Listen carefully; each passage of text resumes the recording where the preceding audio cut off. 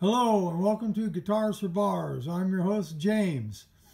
Finally, it's time to finish sand this solo V and then buff it and get it put together.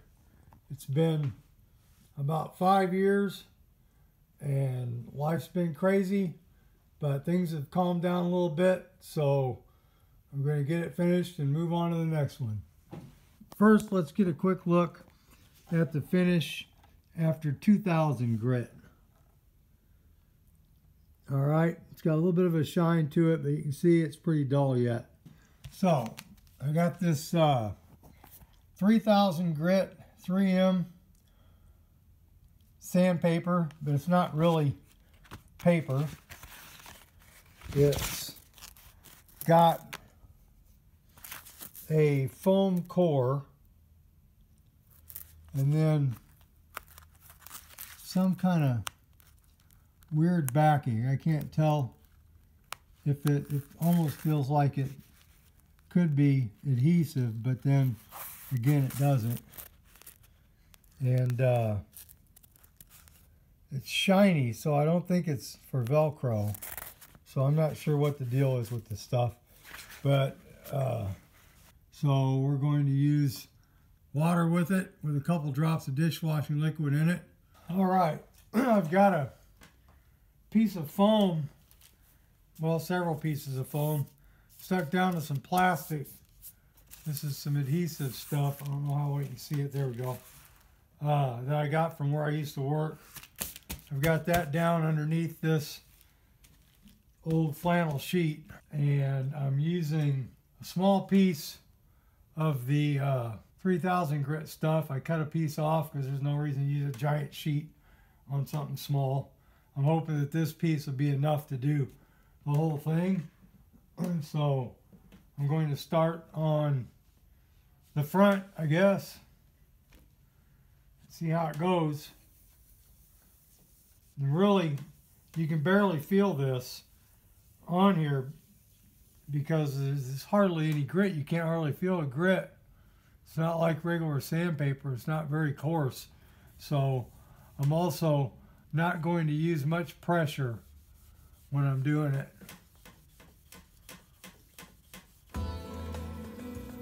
So I'll sand a little bit. We'll take a look at it. Then I'll pause the recording and sand a bunch more and take another look at it. You always want to go in swirls if possible so you don't make grooves. But, you know, right along the edge of the neck, it's kind of hard to do that.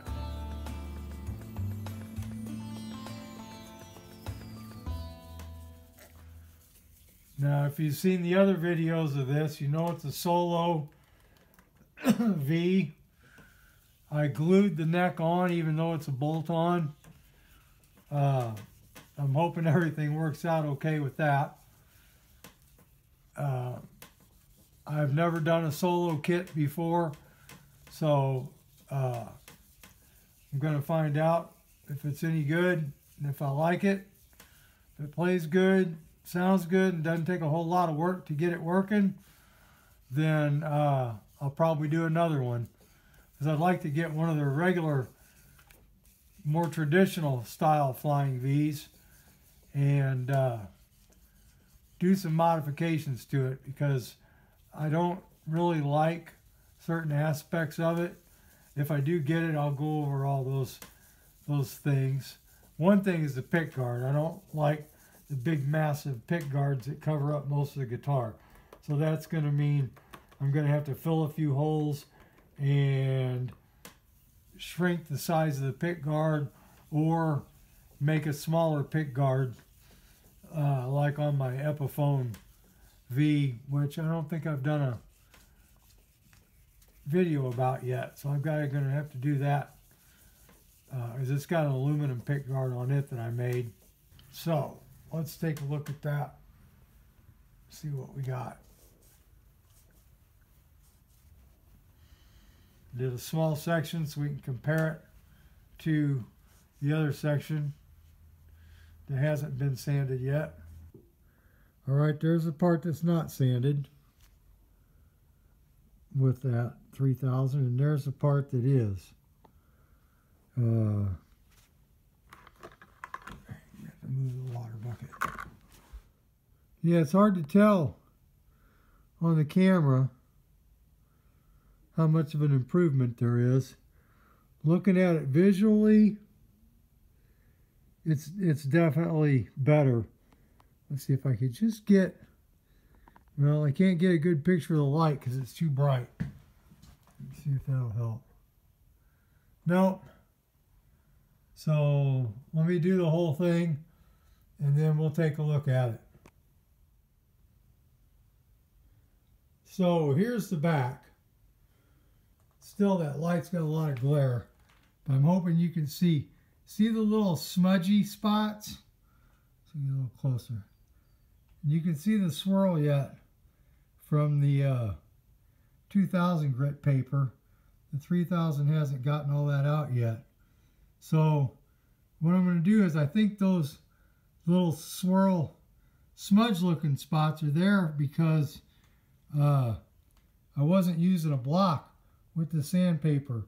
And going around even in a circle leaves these little center spots because it's hard to hit everything when you just got, you know, 2 or 3 fingertips worth of surface area contacting it. So I'm going to try it with a block, wrapping it around a block. I've got 3 of them. This one's foam. I'm not going to use it. It's dense foam, but I'm still not going to use it. This one is solid acrylic. I might try that. And then this is my rubber one, which I've got enough of this stuff. I could cut some of these up and sell them to y'all, so I might just do that. I might make a whole little sanding block kit and put it on my Etsy store along with the guitar picks when I get them done. Okay, so I'm going to sand it some more with a block and we'll see how it does. This is just a real quick tips how-to section. I've got the 3000 grit. I got my rubber sanding block. This is the width of the strip before I cut it, so this came off the length, and it just wraps around this block like that. So the leftover parts I'd use in smaller parts where I can't use a block. But I wanted to give you some tips. I've noticed from sanding that if I sand in a counterclockwise motion, that it's like you're pulling the sandpaper to you when you're putting the pressure on, and when you push away, you're basically cleaning it. It's not as comfortable, I guess. The sandpaper doesn't want to stay in your hand as well going this way, counterclockwise. If you go clockwise, that's if you're right-handed. Now, if you're left-handed, it's probably just the opposite. But if you go clockwise, then you're putting the pressure on a push when you're pushing it up, and when you're pulling it back, you're cleaning. So it seems to feel a little more comfortable, like you got a better grip on it and more control over it. Okay, so that is one tip. And the other, so go clockwise if you're right-handed. The other is I just want to show you basically how you should be sanding this, the pattern, to create an even level surface. I don't think I ever really addressed that in the other one. And I have a tendency to run around all over the place and not be consistent. And really what you need to do is do it like a machine. You know, a printer, the printing head goes back and forth like that as the paper goes through. It just goes back and forth. So essentially it's going back and forth from one end to the other. So you want to do the same thing. Start at one end like this and go work your way down in circular motion to the other end. Now, when I'm doing this, I'm starting with half the block.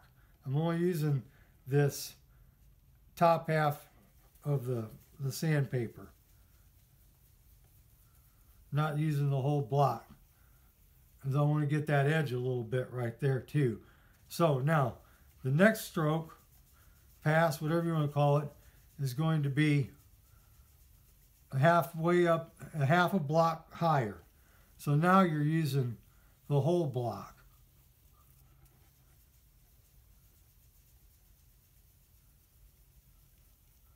And once you got that going good, then you just go up a half a block again. And you can come back the other way, or you can go back and start at the other end again. Then a half a block. Now that means you're hitting that each section twice. And each pass you're blending the next section in to the section before.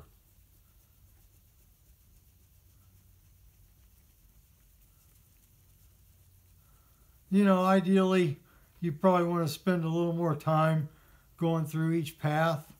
You know, a few more circles in one place. But since I'm showing you how to do this, I've kind of abbreviated it. So then I will wipe it off and do it again until I get it down to where I want it to be.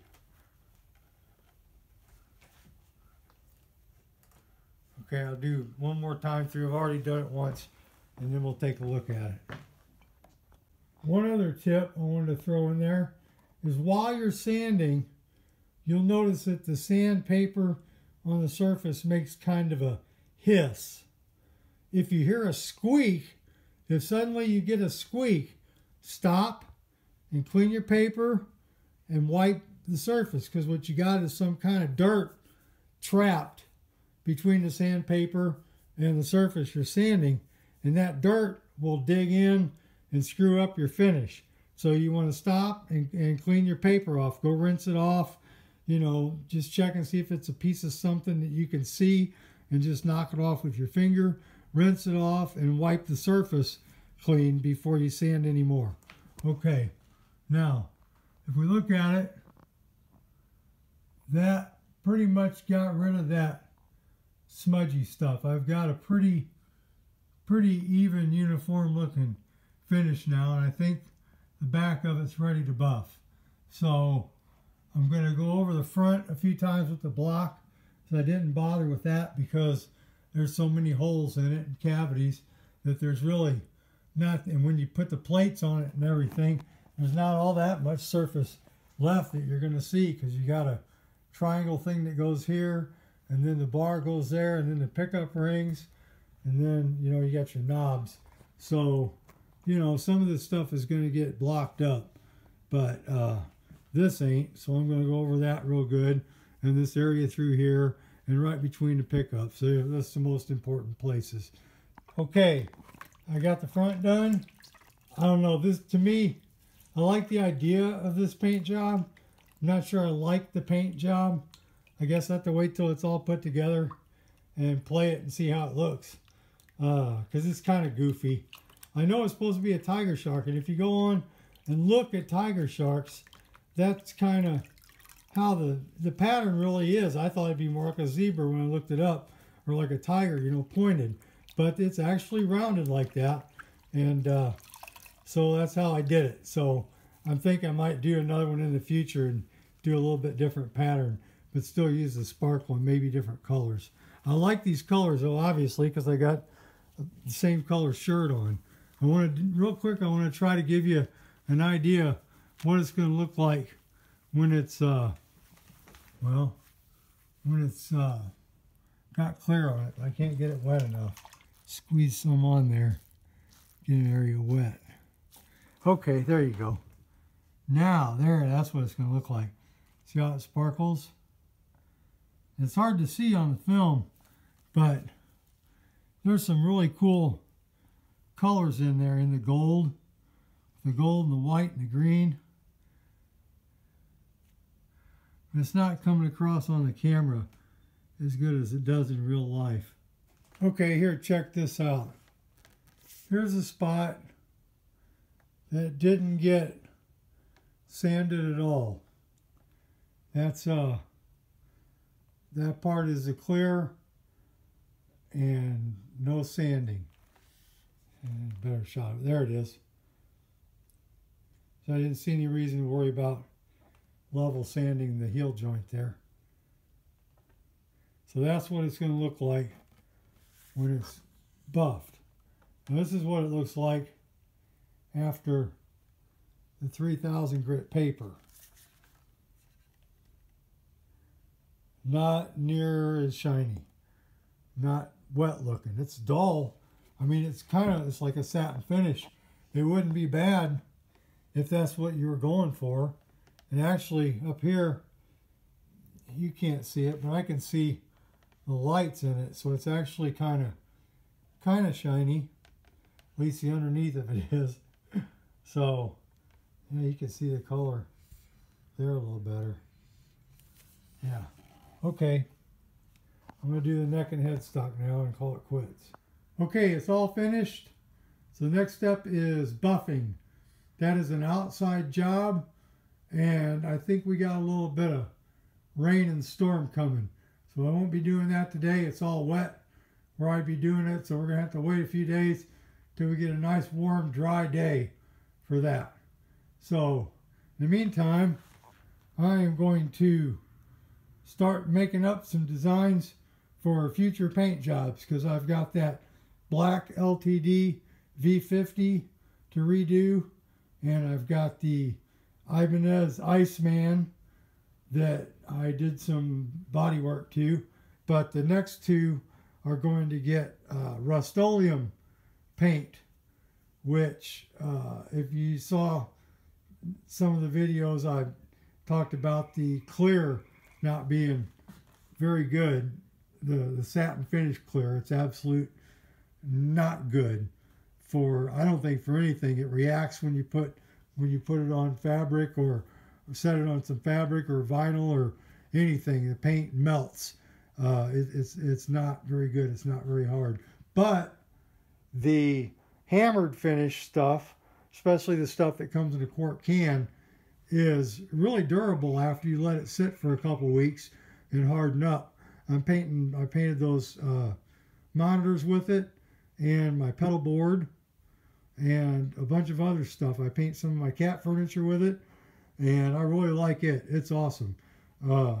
It doesn't dent very easy, and it doesn't seem to react with anything, and it's going to make some really cool metal guitar designs. So that's coming up on the Ibanez and the LTD V50. All right, thanks for watching. Please like and subscribe, and we'll see you next time. Okay, here's the first one. I guess it would be that LTD V50, and I would be using the hammered finish paint on it, the black and the silver. Of course, I could do it in gold and bronze or copper and black. I kind of like the silver there, and I might do some embellishing to it, make it a little bit more elaborate, a little bit more 3D, not just plain silver and black. Here is the upgraded design. I drew it a little bit bigger on the page, and got more details in there. So that looks kind of metal, don't it?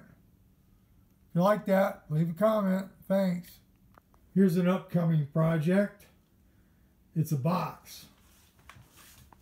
Obviously, it's a guitar-shaped box, like what one would come in if it came in cardboard when you order it. I used my normal construction methods. I used 1x6, which isn't really 6 inches. The ends glued on like that, and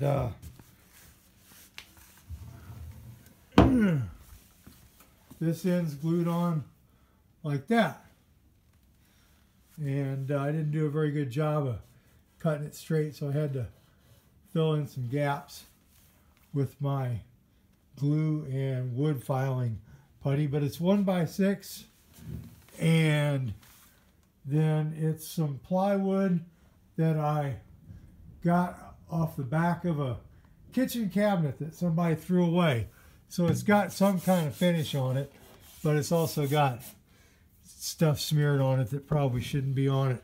So I'm probably going to sand it all down and paint it with either paint or varnish after I stain and decorate it some way or another. And I'm going to cut it. I've got some clasps to put on one side and some hinges to put on the other. And I've got a bunch of different kinds of foam that I can use for the lining. And I'm going to turn it into a guitar case that's going to fit either my Firefly Flying V or possibly the H3 1000.